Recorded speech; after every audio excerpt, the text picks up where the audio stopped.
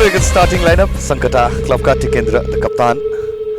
goalkeeper उनी रहनेछन् भने गिलबर्ट डेनियलको जोडी फेरि फर्किएको छ सेन्टर ब्याकिङ प्लेयर लेफ्ट ब्याकको रूपमा रहनेछन् सुशील यादव राइट ब्याक रहनेछन् विवेक मगर दुई सेन्टर डिफेन्सिभ मिडफिल्डरको रूपमा विशाल तामाङ र विवेक राईको पेयर रहनेछन् भने अट्याकर्समा रहनेछन् सविन मगर दिव्य विक्रम चौधरी सेकेन्ड सेन्टर फरवर्डको रूपमा रहनेछन् गणेश हमाल लेफ्ट विङ्गर रहनेछन् भने रिचर्ड ओनियामा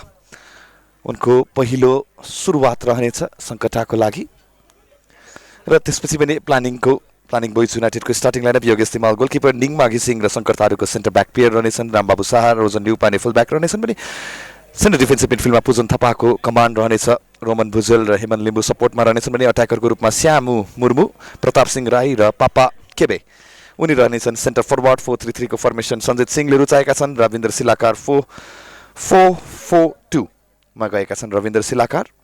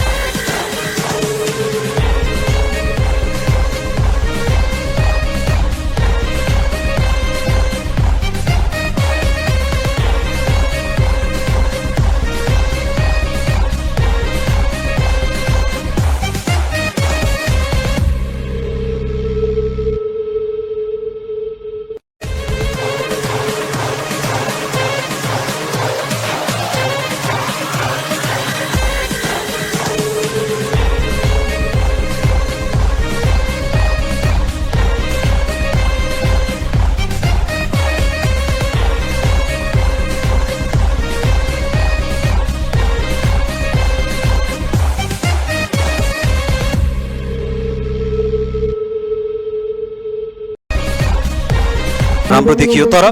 गोलकिपर यदि टिकेन्द्रले नपचाएको भए 1-2 यो स्कोर लाइन धेरै फरक हुन सक्थ्यो सङ्कटाको लागि पोजिसन हेर्न सक्छौँ 56% राखेको थियो प्लानिङले नै 44% राख्यो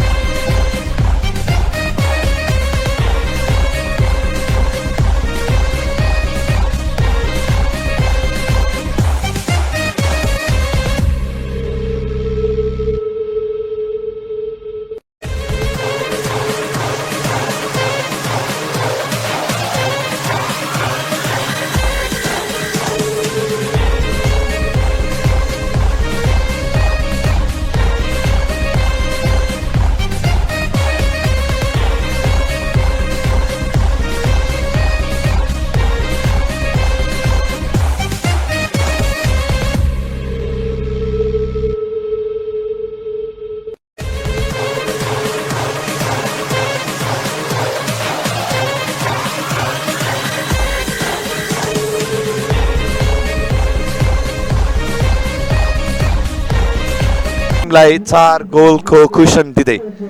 यस फिक्सरलाई ऱ्याप अप गरेको छ प्लानिङ बोइज युनाइटेडको अब पनि सेकेन्ड हाफको स्टार्ट्समा जानेछौँ हामी पनि येलो कार्ड रहेन कुनै पनि रेड कार्ड रहेन सर्ट्स हेर्न सक्छौँ 13 र 11 सङ्कटा